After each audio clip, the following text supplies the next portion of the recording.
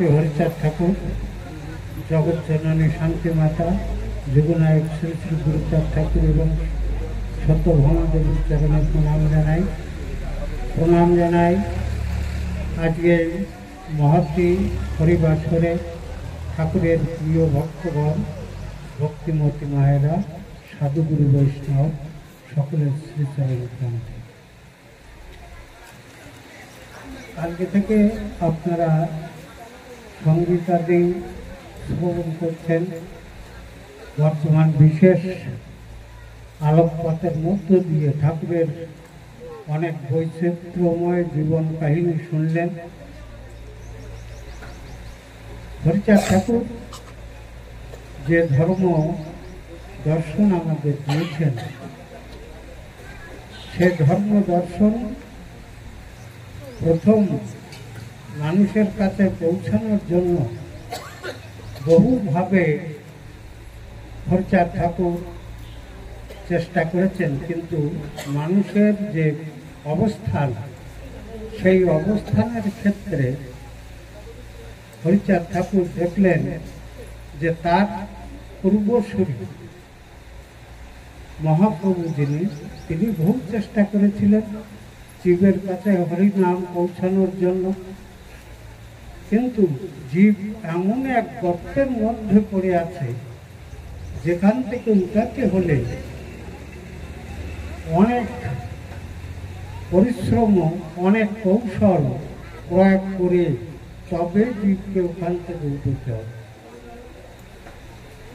ওই যে একটু আগে আমার পূর্ববর্তী বক্তা বললেন, এক হরি নাম মধ্যে গুণ দিয়ে সব গুণ, তাহলে গুণ বহু,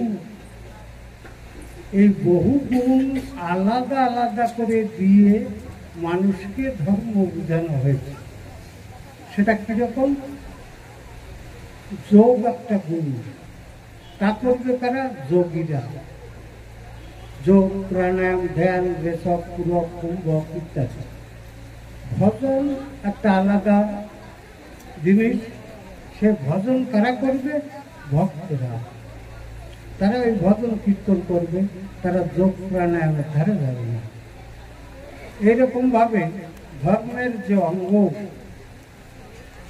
ধর্মকে ধরতে যে অঙ্গ, সেই অঙ্গ বহুভাবে মানুষ এই ধর্মকে ধরার জন্য বিভিন্ন কায়দায়, বিভিন্ন পথ দিয়ে মানুষ ওই ধর্মের দিকে যাচ্ছে। সেটা কবে থেকে? বহু যুগ থেকে, যে সময় শুরু হয়েছে মানুষ ধর্মকে ধরার যে প্রয়াস, প্রচেষ্টা এবং প্রয়োজন মনে করেছেন, তখন এখান থেকে 3 যুগ আগে থেকে, সেই 3 যুগ আগে থেকে যে প্রয়াস, সেই প্রয়াস এক দিক দিয়ে এক একজন করতে করতে যদি আসে সমস্ত গুণগুলি, ধর্মের গুণগুলি আয়ত্ত করতে মানুষের কোটি কোটি বছরের প্রয়োজন। আগের যুগে মানুষের বয়স সীমা কত ছিল তার কোনো পরিমাপ নেই। দেখা যায় আমাদের যে পূর্বের ইতিহাস, ভাগবত পড়লে আমরা দেখতে পাই যে পরীক্ষিতের ছেলে জন্মেঞ্জয়ের ভাগবত সবাই, শ্রীমান সুখদেব পাঠক, তার সবাই যে সমস্ত শ্রোতারা উপস্থিত হয়েছেন, যোগী, ঋষি, মুনি, সত্য যুগের, ত্রেতা যুগের, দ্বাপর যুগের, এসব এসে উপস্থিত হয়েছে। তাদের বয়স কত ছিল? 3 যুগের মানুষ ওই ধর্ম সভায় উপস্থিত।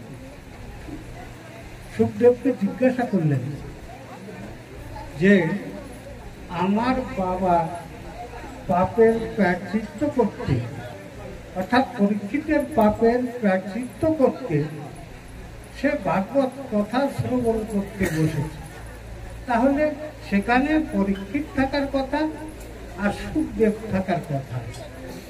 এত লোক কেন ওই সভায়? তারা কি করতে এসেছে এই সভার ভিতরে?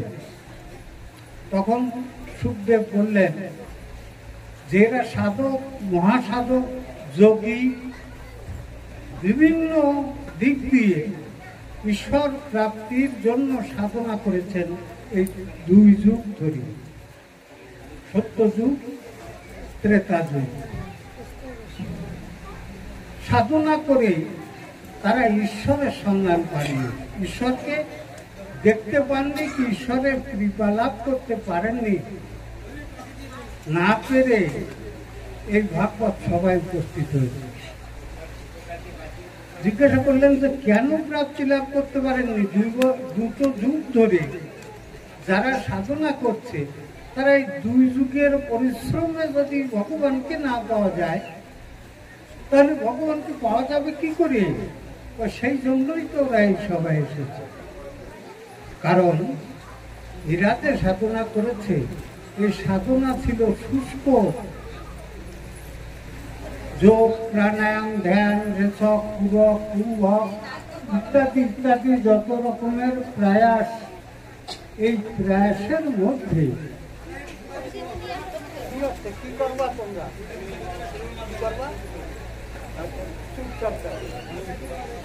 প্রয়াসের মধ্যে একটা জিনিসের বড় অভাব, যে জিনিস ভিন্ন, ভগবান কারো কথা শোনে না।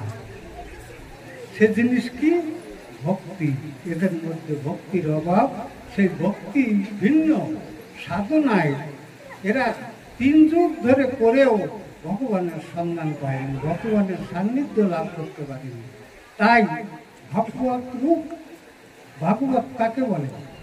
যেখানে ভগবানের প্রতি নিজের ভক্তি ঢেলে দিয়ে রসসুধা তৈরি করে তার শ্রীচরণে ঢেলে দিয়ে তার প্রার্থনা করা যায়, তার কথা জানানো যায়, তাকে বলে ভাগবত সভা। যেমন এই ভাগবত সভা চলছে, ভগবানের স্তুতি, ভগবানের প্রতি নিজের ভক্তি নিবেদন যেখানে হয় সেটাই নামই ভাগবত সভা। সেই ভক্তির শূন্য যারা, তারাই সবাই এসে উপস্থিত হয়েছে। অশ্বিনী গোসাই লিখেছেন না, প্রেম শূন্য জীর্ণ দেহে কিবা প্রয়োজন, যার নাই ভক্তি রতন, প্রেমাস্বাদন অকালে কালের মুখে হয় কত। তাহলে যেখানে ভক্তি রস শূন্য, সেখানে যত রকমের উপাচার দিয়ে, যত রকমের আড়ম্বর করে, যত রকমের দিক দিয়ে বাজি বাজনা ইত্যাদি করে ভগবানকে ডাকা, ভগবানের কাজ পর্যন্ত পৌঁছায় না, ভক্তি ভিন্ন।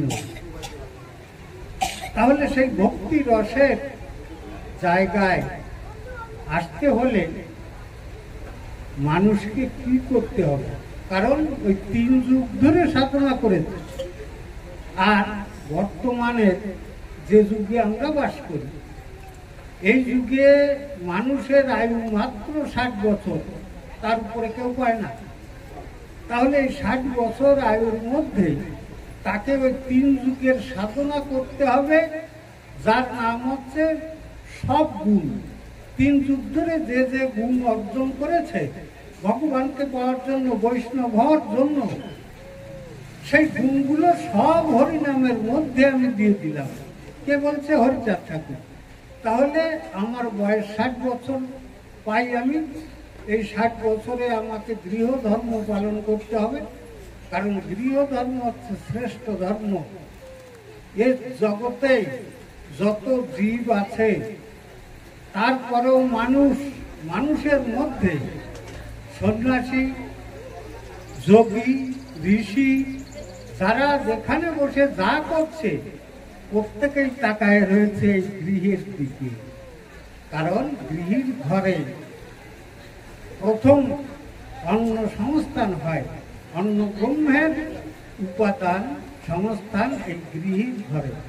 অর্থাৎ যেখানে বসে তুমি কলম চালাও উপরে বসে, আর ওই জঙ্গলে গিয়ে সাধনা করো, আর যাই করো না কেন, না খেয়ে বাঁচতে পারবে না। আর খেতে হলে এই গৃহীর প্রয়োজন হবে না, অর্থাৎ খাওয়া সম্ভব নয়। দ্বিতীয়, জন্ম। যত যোগী, ঋষি, মহন্ত, সাধু, সন্ন্যাসী, ম্যাজিস্ট্রেট, রাজনেতা, ধর্ম নেতা যত যা জন্মগ্রহণ করেছে সব এই গৃহীর মায়ের গর্ভ দিয়েই জন্মগ্রহণ করেছে। অন্য কোনো পন্থা নেই জন্মানোর। তাই হরিচাঁদ ঠাকুর চিন্তা করলেন, যেখান থেকে জন্ম হয় অর্থাৎ যে ক্ষেতে ফসল উৎপাদিত হয় সেই ক্ষেতে যদি তার উৎপাদনের ক্ষমতা না থাকে তাহলে তার যে সমস্ত গাছে ফল ধরে সে ফলগুলি পোকামাকড়ে খায়, নইলে ফলই হয় না, নইলে পাশা শুকনো, গলা মোটা, এই রকমের বিভিন্ন রকম রোগের আক্রান্ত হয়ে এই পৃথিবীর বুকে জন্ম নেয়। আর যদি যে ক্ষেত্রে জন্মগ্রহণ করছে সেই ক্ষেত্রটা যদি পবিত্র পরিষ্কার হয় তাহলে সেখান থেকে যা জন্ম হয়ে আসে সেগুলি পবিত্র এবং সুস্থ সবল হয়ে জন্মগ্রহণ করে এই পৃথিবীর বুকে আসে। এই জন্য হরিচাঁদ ঠাকুর আগে জোর দিলেন যে যে জায়গার থেকে মানুষ সৃষ্টি হয় সেই সৃষ্টির গোড়াকে আগে ঠিক করতে হবে। আমাদের পূর্বের যে ধর্মমত আমাদেরকে দিয়েছেন বহু মহামানুষরা আমাদেরকে পালনের জন্য, সেই সমস্ত ধর্ম মতের মধ্যে কিন্তু এই জায়গায় কেউ হাত দেয় নাই। কারণ ওই জায়গায় রয়েছে নারী আর একদিকে পুরুষ, যারা সংসারে সৃষ্টি উৎস। আর সেই নারীকে গুরুত্ব দেওয়া হয়নি কোনো শাস্ত্র গ্রন্থে, কোনো ধর্ম মতে কোথাও। বরঞ্চ বলা হয়েছে কোনো সভায় যদি নারী গিয়ে উপস্থিত হয় সে সভা বন্ধ হয়ে যাবে। অতএব কোনো সভায় যেন নারী না যায়। নারী নরকের দ্বার বলা হয়েছে। এর পূর্বে যত সভা উপস্থিত হয়েছে আমাদের ইতিহাসের পাতায় বলেন, ধর্মগ্রন্থের পাতায় বলেন, পড়ে দেখবেন কোনো সভায় কোনো নারী উপস্থিত হয়েছিল তেমন কোনো সভা কোথাও খুঁজে পাবেন না। হরিচাঁদ ঠাকুর এসে বললেন, যারা সৃষ্টির উৎস সেই ক্ষেত্রকে যদি যত্ন না করা হয়, সেই ক্ষেত্রকে যদি পরিমার্জিত করে না রাখা হয়, সেই ক্ষেত্রে যদি আবর্জনা জঙ্গল থাকে ওর ভিতরে বীজ বুনিয়ে দিলি সে বীজে যে গাছ গজাবে তা তো ফল হবে না। হয় আমরা তো চাষ করি, সেই চাষ টাস না করে একটা জঙ্গলময় ক্ষেতের মধ্যে ভালো বীজ নিয়ে ছড়াই দিলাম, ওখানে ফসল হবে? হবে না। আগে ক্ষেত্রকে পরিষ্কার করতে হবে, তৈরি করতে হবে। সেই ক্ষেত্র তৈরি করার জন্য হরিচাঁদ ঠাকুর বললেন, নারী নরকের দ্বার নয়, নারী ভজন পথের মুখ্য দুয়ার।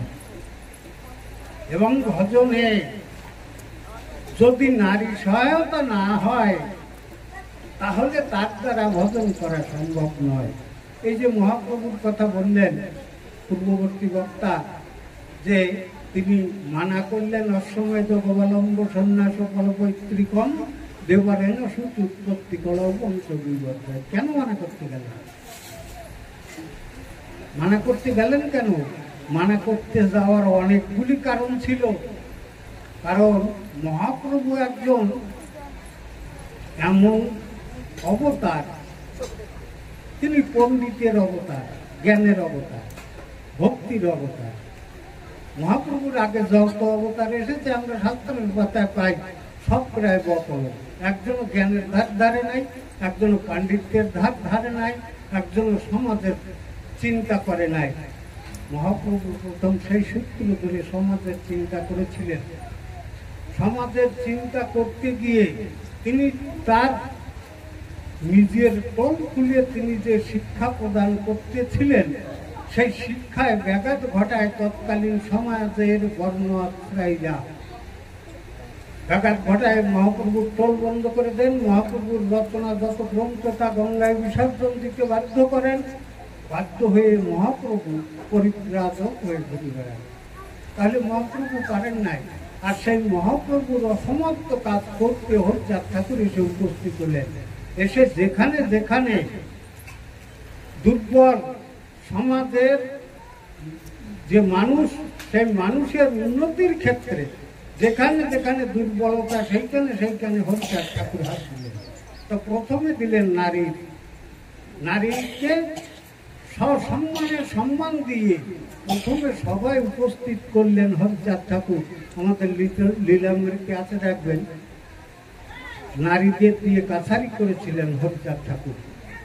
সেখানে ম্যাজিস্ট্রেট ছিল নারী, সেখানে উকিল ছিল নারী, ফরিয়াদি ছিল নারী, নারীদের দিয়ে বিচারশালা করেছিলেন, যা কোনোদিন ভাবাও যায়নি, যা এর পূর্বে কেউ কল্পনাও করেনি যে নারীরা বিচার করতে পারে, নারীরা একটা সবার ম্যাজিস্ট্রেট হতে পারে, একটা উকিল হতে পারে, এ কল্পনা করিনি। ওটা দিয়ে হরিচাঁদ ঠাকুর দেখিয়েছিলেন যে পরবর্তীকালে যারা আসছে তারা আমার সূত্র ধরে যদি এই পথ ধরে চলে তাহলে এই বিশ্বের বুকে নারী সর্বশ্রেষ্ঠ। আজকে দেখেন প্লেন চালাচ্ছে নারী, বড় বড় আইনসভায় ওকলাতি করছে নারী, অনেক জজ আছে নারী, অনেক পুলিশের বড় অফিসার নারী। নারীকে যদি আজকে সমাজের থেকে বাদ দেওয়া হয় তো সমাজ অচল হয়ে পড়বে। তো সেই যে পদ্ধতি, এ পদ্ধতি প্রথম আবিষ্কার করেছিলেন হরিচাঁদ ঠাকুর।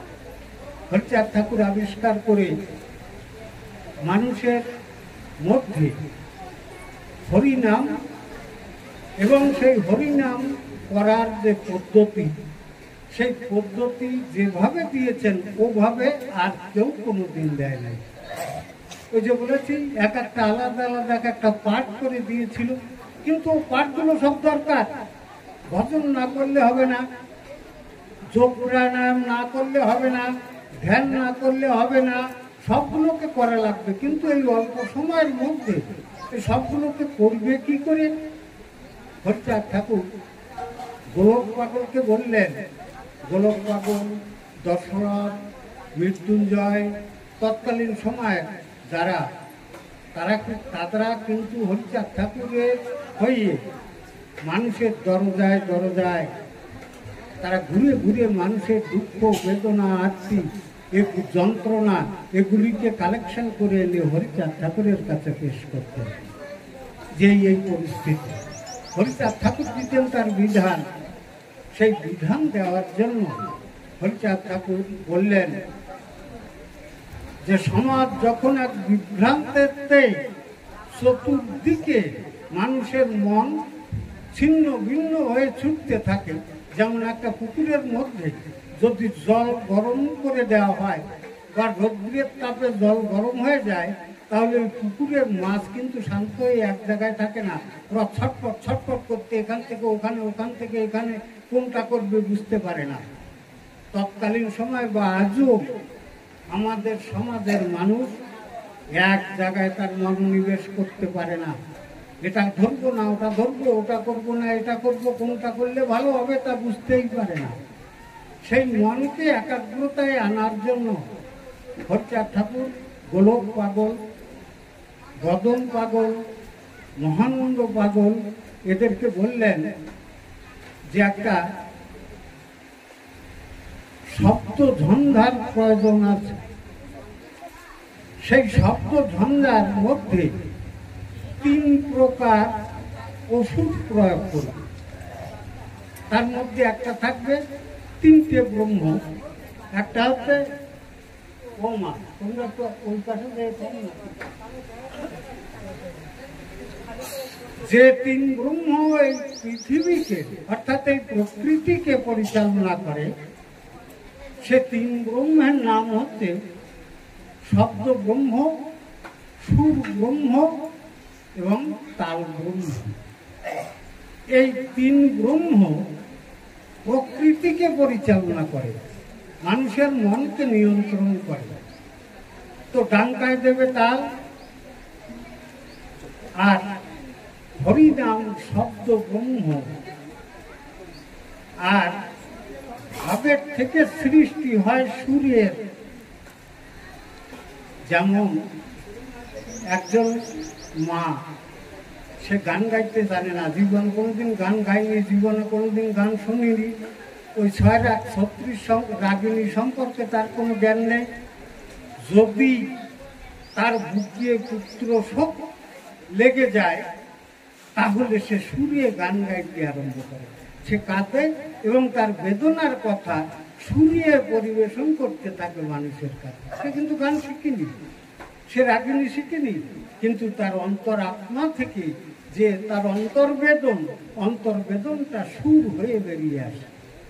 তদ্রূপ যখনই হরিনাম ধ্বনি আর ডাঙ্কার তাল বেজে উঠবে, তখনও তোমার মধ্যে যে সুর অর্থাৎ ধ্বনি, সে ধ্বনি তোমার ধ্বনিকে যে চাপা দিয়ে রেখেছে কিসে? বাজে ধ্বনি। যত ধ্বনি এই জগতের বুকে ধ্বনিত হচ্ছে, সমস্ত ধ্বনি হচ্ছে কামনার ধ্বনি। আমি এটা চাই, ওটা চাই, ওটা না হলে হবে না।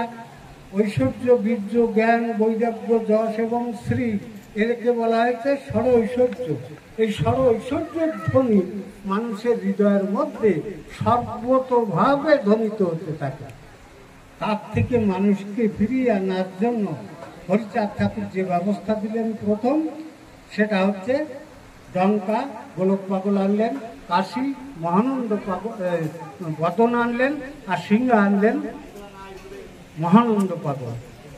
এ দিয়ে যখন শুরু হলো, এ ধ্বনি যখন ধ্বনিত হলো, তখন মানুষের ভিতরে যে সমস্ত ধ্বনি ধ্বনিত হচ্ছিল, সে ধ্বনি কোথায় উড়ে গিয়ে এই ধ্বনির আকর্ষণে যে যেখানে বসে শ্রবণ করেছে, সেইখান থেকে তাকে আকর্ষণ করে এই ধ্বনি যেখানে, সেই ধ্বনির সবাই এনে উপস্থিত করেছে। ধ্বনির সবাই যখন উপস্থিত হয়েছে, তখন মানুষের যারা সেই ধ্বনিকে যোগ দিয়েছে, সেই ধ্বনির যোগ দেওয়া যোগীরা, ওরা প্রত্যেকেই কিন্তু যোগী, যারা ধ্বনি টিউটে নৃত্য করছে। কারণ নৃত্যের যে ভঙ্গি, অঙ্গভঙ্গি, এই অঙ্গভঙ্গিগুলো প্রত্যেকটাই হচ্ছে যোগ। যে অষ্টাঙ্গ যোগ, সেই অষ্টাঙ্গ যোগ রয়েছে মাতামের যে নৃত্য, সেই নৃত্যের মধ্যে। অনেকে দেখে যাদের যোগ সম্পর্কে আইডিয়া নেই, তারা ভাবে এই মাতালের মতো উল্টো পাল্টা লাভায় কেন। কিন্তু একজন যোগীকে ডেকে আনুন, যোগ সম্পর্কে যার জ্ঞান আছে, সে ওইখানে দাঁড়ায় লক্ষ্য করবে যে প্রত্যেকটা যে নাচ, প্রত্যেকটা অঙ্গভঙ্গি, প্রত্যেকটা ভাব কোনো না কোনো একটা যোগের সঙ্গে সম্পৃক্ত। ওই যে 64 যোগ, 108 প্রকারের যোগ, সেই যোগের প্রত্যেকটা ওই নর্তনের মধ্যে রয়েছে, যা তালে বাধ্য করে মানুষকে নাচতে। নাচতে নাচতে এক সময় মানুষের যে মন 5 রকম অবস্থায় বিচরণ করে: জাগ্রত, স্বপ্ন, সুষুপ্তি, তুরিয়া, তুরিয়াতি। এই 5 রকম অবস্থায় প্রত্যেকটা আমাদের মানুষের মন সে ঘুরে বেড়াচ্ছে, সে কখনো থেমে থাকে না। এই 5 রকম অবস্থায় ঘোরা মনকে ডেকে নিয়ে এক জায়গায় খাড়া করে। এক জায়গায় যখন আনে, তখন তার শ্রী গুরুর দরবারে উপস্থিত হয়। যে আমাকে পাগল গান গাচ্ছিল না, কালা পাগল, মন চলো যাই গুরুর দরবারে। তো মনকে গুরুর দরবারে নিতে হলে আগে ওই 5 রকম অবস্থার ভিতর দিয়ে বিচরণ করে আসতে হয়, অত সোজা জিনিস নয়। তখনই এসে ওই গুরুর দরবারে, অর্থাৎ ওই মঞ্চে এসে উপস্থিত হয়। যখন মঞ্চে উপস্থিত হয়, তখন থাকে না ভেদ, থাকে না বৈষম্য, থাকে না জাত, থাকে না রং, কে কোন সম্প্রদায়, কে সাধু, কে অসাধু, কে বৈষ্ণব, কে মতুয়া, কে সৎসঙ্গী, কার মাথায় চুল আছে, কে কোন গলায় কিসের মালা নিয়ে এসেছে, এর কোনো ভেদ বৈষম্য ওখানে আর থাকে না, সব একাকার হয়ে যায়। এই জন্য তারা কোথায় লিখেছে, তালে নাচে, নাচে তালে, বেতালে, সুতালে, শেষ তালে যে এক তালে, মানে সব এক তালের মধ্যে সে ঢুকে যায়, তখন আর বৈষম্য রূপ তাল থাকে না। এই জন্য সব এক তালে এখানে এনে দিয়েছেন বলে হরিচাঁদ ঠাকুর ওই কথা বললেন যে সব গুণ, যত গুণ আছে সব গুণ ওই হরিনামের মধ্যে প্রয়োগ করলাম। হরিনাম শব্দটা, নাম ব্রহ্ম 2 রকমের, একটা হচ্ছে বর্ণাত্মক আর একটা হচ্ছে ধর্মাত্মক। ধর্মাত্মক নামের কোনো নামকরণ হয় না, তার ধ্বনি বিশেষ, অর্থাৎ শব্দ বিশেষ ও প্রত্যেকের মধ্যে, যে ধর্ম করে তার মধ্যে আছে, যে ধর্ম করে না তার মধ্যে আছে, যত রকম সম্প্রদায় আছে প্রত্যেকটা সম্প্রদায়ের মানুষের মধ্যে আছে, প্রত্যেকটা জীবের মধ্যে ও ধ্বনি ধ্বনিত হচ্ছে। ও ধ্বনি যে সময় বন্ধ হয়ে যাবে সে সময় চিত হয়ে পড়ে থাকবে, শরীরে আর সার থাকবে না, স্পন্দন থাকবে না। তাহলে যে সেই শব্দকে ধরার জন্য আমরা বর্ণ দ্বারা বহু শব্দের সৃষ্টি হয়েছে। তাকে হরে বলেন, হরি বলেন, কৃষ্ণ বলেন, গৌর বলেন, রাম বলেন, অনন্ত কোটি নামে নামাঙ্কিত করে ওই ধন্যাত্মক শব্দকে ধরার জন্য জীব সেই নাম কীর্তন করছে। সেই কীর্তনের নামের মধ্যে সব থেকে বড় বস্তুটা হচ্ছে যে মনের চাঞ্চল্যতা দূরীভূত করে মনোনিবেশ করে মানুষ যখন তার ভিতরে প্রবেশ করলে ওই বর্ণাত্মক নামের আর কোনো অর্থ থাকে না, তখন ধর্ণাত্মক নামের কাছে পৌঁছে যায়। দেখবেন ডানকার তালে কীর্তন করতে করতে প্রথমে তো হরিবোল হরিবোল হরিবোল করছে, করতে করতে এক সময় হোক হোক হোক, তারপরে যে কি শব্দ বেরোচ্ছে ওটা আর ব্যাকরণে খুঁজে পাবেন না, কারণ ও শব্দ কোনো অর্থই হয় না, ওটা পরমার্থের শব্দ, যার নাম হচ্ছে ধর্মাত্মক।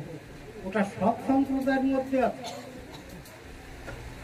তো সেই পরমার্থিক জায়গায় যখন পৌঁছে যায় তখন মানুষের ভাব, বৈচিত্র্য, সমস্ত কিছু এক জায়গায় এসে যায়। তখন আর পার্থক্য থাকে না, এই জগতে আর কোনো পার্থক্য থাকে না। এই জায়গায় এলে হরিচাঁদ ঠাকুর আমাদের পৌঁছে দিল। পৌঁছে দেওয়ার পর যখন ওই গোসাই কাঁদছিল না যে মন চলো যাই গুরুর দরবারে, ওই গানের একটা পদে আছে যে তাকে দণ্ড দিয়ে বেহাল বেশে ছেঁড়া কানটা গলে দিয়ে পাঠায় দেয়, এগুলো না গানের মধ্যে। ওই দশরথ গোসাই, দশরথ কিন্তু দুইজন আমাদের লীলামৃত, একজন পদ্মবিলার দশরথ আর একজন হচ্ছে রাউত খামারের দশরথ। তা পদ্মবিলার দশরথ তিনি ছিলেন পণ্ডিত, তার একটা টোল ছিল, সেই টোলে গুরুচাঁদ ঠাকুর পড়তেন। আর এই যে রাউত খামারের যে দশরথ, এ দশরথ ঠাকুর বাড়ি প্রায় থাকতেন। উনি থাকতে থাকতে দেখে যে এই বিশ্ব ব্রহ্মাণ্ডে যত মানুষ ঠাকুরের কাছে আসে প্রত্যেকেই রোগ ব্যাধি, শোক, বেদনা, যন্ত্রণা বাড়ির থেকে বইয়ে নিয়ে আসে ঠাকুরের মাথায় চাপাই দিয়ে পরিষ্কার মানুষটা এখান থেকে চলে যায়। এত লোকের বোঝা ঠাকুর বইতে যাবে কেন? অভিমানী ভক্ত। তাই ঠাকুরকে একদিন যে বললেন, শান্তিমাতা আছেন, ঠাকুর আছেন, যে বললেন যে ঠাকুর এই বিশ্বে যত রোগ ব্যাধি আছে, যত যন্ত্রণা আছে, সমস্ত যন্ত্রণা তুমি আমারে দাও, দিয়ে মানুষকে মুক্ত করো। তখন বলছে এটা সম্ভব নয়। মানুষের যে জীবন যন্ত্রণা, এই যন্ত্রণাটা হয় নিজের কর্ম থেকে, ওর নাম হচ্ছে কর্মফল। তো তোর যদি সেই রকম কর্ম না থাকে তো ও ফল আমি তোর গাড়ে চাপাবো কি করে? একজনের জমির ফসল নিয়ে আরেকজনের বাড়ি তোলা যায়? তখন বলছে না, তা তো তোলা যায় না। তা তো যদি না তোলা যায় তাহলে অন্য লোকের কর্মফল তোর নিজের ঘাড়ে আমি দেবো কি করে? তা আমি জানি না। ওদের এই কর্মফলের বোঝা ওরা নিজেরাও বইতে পারে না, এনে চাপায় দেয় তোমার মাথায়। তোমাকে যারা চেনে, তোমাকে যারা জানে, তোমার কাছাকাছি যারা পৌঁছেছে তারা জানে যে তোমার যন্ত্রণাটা কত। বিশ্বের যন্ত্রণা বইতে গিয়ে তুমি যে যন্ত্রণা ভোগ করো সে যন্ত্রণার ভাগ কেউ নিতে চায় না ঠাকুর। আমি নিতে চাই তোমার যন্ত্রণার ভাগ। যদি কৃপা করে আমাকে একটুখানি তোমার এই যন্ত্রণার ভাগ দাও, তাহলে আমার দ্বারা তো কিছু হয় না। আমার এই বাবা যেরকম করছিল যে আমার দ্বারা কিচ্ছু হয় না, দশরথ বলছে আমার দ্বারা তো কিচ্ছু হয় না, শুধু যন্ত্রণা দিতেই পারি তোমার ঘাড়ে, কিন্তু নিতে পারি না। তুমি আমাকে শক্তি দাও, আর সেই শক্তির সঙ্গে সঙ্গে এই যন্ত্রণা পাওয়ার মতো গড়িয়ে গড়িয়ে আমার ঘাড়ে আমাকে দাও তোমার ওই যন্ত্রণা, যাতে তুমি একটু শান্তিতে থাকতে পারো। এটাই হচ্ছে ওই যে বাবাজি গান গাচ্ছিল না, যে ব্রজভজন, ব্রজভজনটা হচ্ছে এই যে আমি যত দুঃখে থাকি না কেন ঠাকুর তুমি সুখে থাকো, এটাই আমি চাই। এটার নামই হচ্ছে ব্রজভজন। আর সেই ব্রজভজন দশরথ চাইলেন।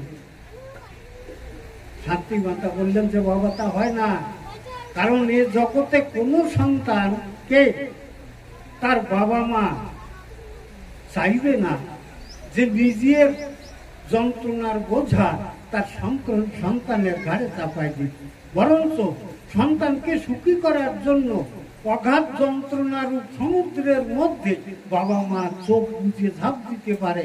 আর তুই বলছিস যে যন্ত্রণা দেব তোকে? তখন ঠাকুরের পায়ে ধরে কাঁদছে, আর দশরথ বলছে তুমি যদি যন্ত্রণা আমাকে না দাও, আমি এখনই ওই কামনা সাগরে ঝাঁপ দিয়ে আমার আত্মদেহ বিসর্জন দেব। কারণ এখানে আমার কোনো কাজ নেই, এখানে একটাই কাজ, সেই কাজ হচ্ছে যে তোমাদের যন্ত্রণা দেখা ও আমি সইতে পারবো না। তাই আমি কামনা সাগরে ঝাঁপ দিয়ে এই দেহ বিনষ্ট করে দেবো, যাতে আমার এই যন্ত্রণা দেখতে না হয়। তখন ঠাকুর বলল যে সত্যি তুই যন্ত্রণা নিবি? তখন বলছে হ্যাঁ নেব। তখন ঠাকুর বললেন ঠিক আছে, এখান থেকে 12 বছর পরে তোর শরীরে হবে কুষ্ঠ ব্যাধি। সেই কুষ্ঠ ব্যাধি ঢুকে দেখ যে যন্ত্রণা কত।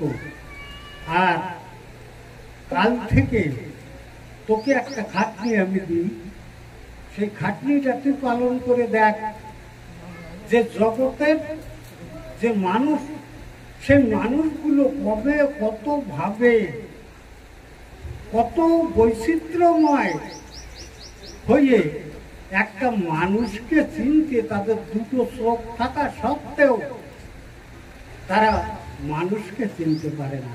তাদের সামনে দিয়ে ঘুরে বেড়ায় মানুষ, তাকে পাত্তাই দেয় না, তাকে চিনতেও পারে না, তাকে দেখতেও পারে না, তার মর্যাদাও দেয় না। তুই একটু তাই করে দেখ, কাল থেকে তুই কথা বলতে পারবি না, তোর মুখ বন্ধ থাকবে। একটা বস্তা সেটাকে পরবি লজ্জা নিবারণের জন্য। যখন কোনো লোকালয়ে থাকবি না, তখন ওই বস্তা কান্দে নিবি, তার মানে উলঙ্গ হয়ে থাকবে, যখন লোকালয়ে যাবে না। সভ্য জগতের মধ্যে উলঙ্গ হওয়া ঠিক না, তাই ঠাকুর বলেছে ওই বস্তা যে সময় লোকালয়ে যাবি সেই সময় ওই বস্তা পরে যাবে। আর অযাচিত খাদ্য গ্রহণ করবি। অযাচিত মানে যদি কেউ যেচে দেয় যে গোসাই তুমি দুটো খাও, তাহলেই খাবি, ওইটা কারো কাছ চেয়ে খাবি না। কোনো গৃহীর বাড়িতে ঢুকতে পারবি না, যে গৃহীরা থাকে তাদের ঘরের ভিতর তুই যেতে পারবি না, বাইরে থাকবে। এই যে নির্দেশ দিল ঠাকুর, ওইখান থেকে নির্দেশ পালন করা শুরু করে দিল দশরথ। একটা ছেঁড়া বস্তা তার করা, মাথায় তেল সাবান নেই, চুল দাড়ি সব লম্বা হয়ে গেছে। ঘুরতে ঘুরতে একদিন ওই দশরথ গোসাই তিনি বলছেন, তারক গোসাই, মৃত্যুঞ্জয় গোসাই, নকুল গোসাই এরা বসে আছে মৃত্যুঞ্জয়ের বাড়ি, সেইখানে ওই দশরথ গিয়ে উপস্থিত। ওই দশরথ এই নিজের কাহিনী বলছেন, তারক গোসাই তাই লিপিবদ্ধ করছেন।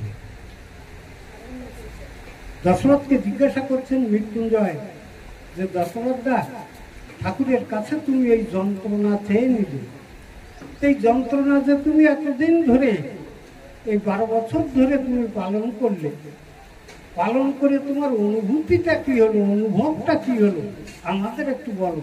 তোমার মতো অত কৃষ্ণ সাধনা করার ক্ষমতাও আমাদের নেই, আর আমরা করতেও পারবো না। তুমি করেছো সাধনা, তার অনুভূতি যদি একটু আমাদের জানাও, তাহলে আমরা তৃপ্তি লাভ করবো। এবার দশরথ কোথায় বলছি যে আমি যেতে যেতে কারো কাছে চাই না, যে যা দেয় খাই। ঠাকুরের কৃপা এমনই যে আমার কখনো খাদ্যের অভাব হয়নি, কখনো আমার নিদ্রার অভাব হয়নি, কখনো আমার সুখের অভাব হয়নি জীবনে। একদিন এক মুসলমান বাড়ির সামনে গিয়ে, রাত হয়ে গেছে, এখন রাত্রিবেলায় চলতে ঠাকুর মানা করেছেন, তো সন্ধ্যার পর যেখানে তুই একটা আশ্রয় খুঁজে নিয়ে সেখানে থাকবি, আবার ভোরবেলায় সেখান থেকে উঠবি। এখন ওই মুসলমান বাড়ির সামনে তার খোলেনে কুটোর পালা দেওয়া, বাড়ির ভিতরে তো দোকান এসে কুটোর পালা দেখে চিন্তা করলাম যে ওই কুটোর পালার পাশে ওইখানে যে শুয়ে থাকবে কুটোর মধ্যে। আমি যে ওই কুটোর পালার মধ্যে কুটোর উপর যে শুয়ে আছি, ওই মুসলমান বাড়ির এক ছেলে, সে ওই গরু ঠিক মতো বান্ধা হয়েছে নাকি, কোনোটা ছুটে গেছে নাকি, এই দেখতে এসে টর্চ মারি দেখে আমার পা দেখে ছুটি আইছে, উঠে এসে দেখে যে আমি ওখানে শুয়ে আছি, আমার তো ঠ্যাং ধরে টানিয়ে বার করেছি। ঠ্যাং ধরে টানিয়ে বার করে, তো এই বেটা চোর, তুই এখানে এসে কি করছিস? যখন চেঁচামেচি করতে আরম্ভ করেছে, বাড়ি চোর ঢুকেছে, আরও যে কটা ছিল সবগুলো যে উপস্থিত, কেউ দাড়ি ধরে টানে, কেউ চুল ধরে টানে, কেউ কিলোয়, কেউ লাথুয়, কেউ ঘুষোয়, নানান রকম ভাবে আমার উপর অত্যাচার করলো। কিন্তু একটা জিনিস, যে আমার কেউ অপমান করতে পারি নাই। কত বড় সাধু যে এত কিছুতে তার অপমান হয় নাই।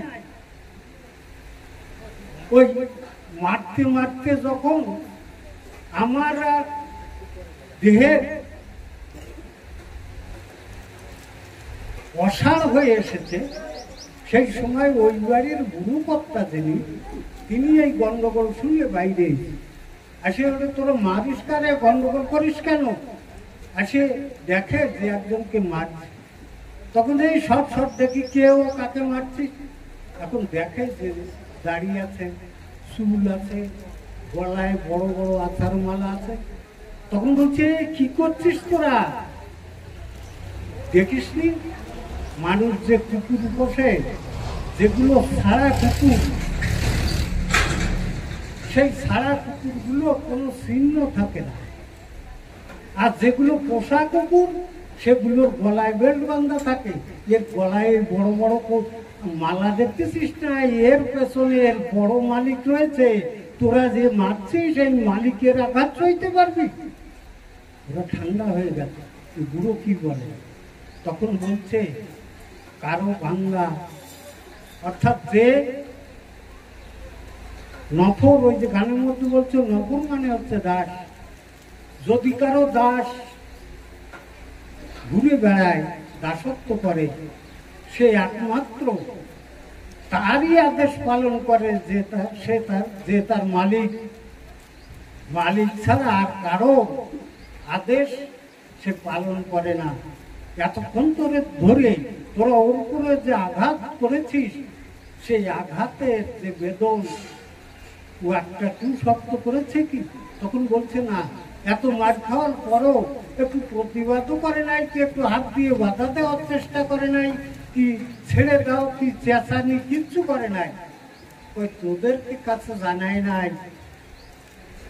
সে তার গুরুর কাছে জানিয়েছে তার মালিকের কাছে। তার মালিক যদি জেনেছে, তাহলে তার মালিক কিন্তু তার বান্দার উপরে এই অত্যাচারের যে অপরাধ, সেই অপরাধের শাস্তি তোদের গ্রহণ করতেই হবে, ছাড়বে না। মুক্ত কর, ক্ষমা চাও ওই সাধুর কাছে। ওই মুসলিমরা ওরা ওই দশরথের পায়ে ধরে ক্ষমা প্রার্থনা করছে, আর চোখের জল ফেলে বলছে, হে সাধু, আমরা না বুঝে তোমার উপরে অত্যাচার করেছি, তুমি আমাদের ক্ষমা করো, তোমার মালিকের কাছে প্রার্থনা করো, আমাদের অনিচ্ছাকৃত এই অপরাধের জন্য যেন তিনি ক্ষমা করে দেন। দশরথ রাত শেষ হয়ে গেছে, দিন শেষ হয়ে গেছে, তাই রাত্রির বেলায় তিনি কথা বলতে পারতেন, তাই ওইখানে প্রার্থনা করছেন, ও বাবা হয়েছে, আর তুমি পাঠিয়েছ, দেখো তোমার পৃথিবী কত সুন্দর, তোমার সৃষ্টি কত সুন্দর, সেই সুন্দর সৃষ্টিতে শুধুমাত্র তোমার একটু চিহ্ন আমার অঙ্গে রয়েছে, সেই চিহ্ন দেখে তারা তোমাকে চিনে গেছে। এই সুন্দর পৃথিবীতে, তোমার সৃষ্টিতে যতক্ষণ পর্যন্ত তোমার এই চিহ্নকে না দেখে আমার উপরে যদি ওরা অনিচ্ছাকৃত ভাবে কোনো অপরাধ করে থাকে, ওদের তুমি ক্ষমা করে দিয়ে থাকো। দু চোখের জল ফেলছে দশরথ। এই হচ্ছে প্রেমিক ভক্ত। এই হচ্ছে ঠাকুরের যে ব্রজধামের ধুলি অঙ্কিত প্রেম রস আস্বাদিত যে ভক্ত, যা ঠাকুর তৈরি করেছিলেন, যাদের দেখিয়ে তার প্রচার হয়, যাদের অঙ্গ স্পর্শে তার প্রচার হয়, যাদের ঘ্রাণ শুনিয়ে মানুষের হৃদয়ে বিগলিত হয়ে যায়, তারাই হচ্ছেন পরম ভক্ত। যাই হোক, অনেক সময় নিয়েছি, এরপর বিলোপ কীর্তন হবে। সকলের কাছে প্রার্থনা করি যে আপনারা ঠাকুরের ভক্ত, ঠাকুরের প্রতি যে আকর্ষণ আপনাদের আজকের যে সুযোগটা পেয়েছেন, আমরা পেয়েছি, সেটা একমাত্র হরিচাঁদ গুরুচাঁদের কৃপায়, যে সভা মঞ্চে একত্রিত হতে পেরেছি। জাতি, ধর্ম, বর্ণ, সম্প্রদায় সমস্ত কিছু ভুলে গিয়ে সেই পরম পুরুষ হরিচাঁদ, পরম পিতা গুরুচাঁদ, তাদের প্রতি আমার হয়ে প্রার্থনা করবেন, যতদিন বেঁচে থাকি ততদিন যেন ঠাকুরের নাম গুণাগুণ কীর্তন করতে পারি। শান্তি। হরিচাঁদ গুরুচাঁদ তারকচাঁদ প্রেমানন্দে হরি হরি।